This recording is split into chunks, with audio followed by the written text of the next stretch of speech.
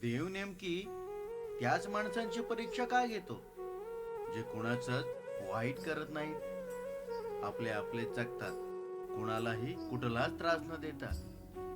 त्यांच्या बाबतीतच का वाईट घडते?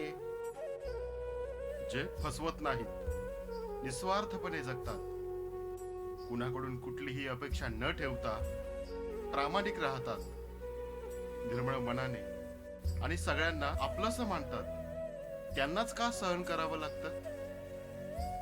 त्यांनाच वारंवार का भोगावे लागते? जे चुकीचं करत नाहीत त्यांनाच चुकीचं समजलं जातं. जे शांत राहतात त्यांना दोषी का ठरवलं जातं? असं का? वाईट माणसे पुढे जातात कोणत्याही अडथळ्याशिवाय, आणि चांगली माणसे मात्र अडचणींच्या घोंगावणाऱ्या वादळात गुरफटून अडकून पडतात, एकलकोंडी, हताश. कधी कधी वाटतं देवालाच खात्री असेल कदाचित, हा माणूस तुटेल पण वाकणार नाही, म्हणूनच तो जड संघर्षाचे ओझे त्यांच्याच खांद्यावर देतो. कदाचित तोच सगळं सहन करण्या इतपत मजबूत असावा.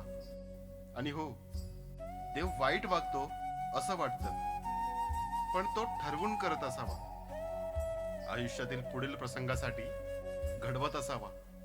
काय माहित,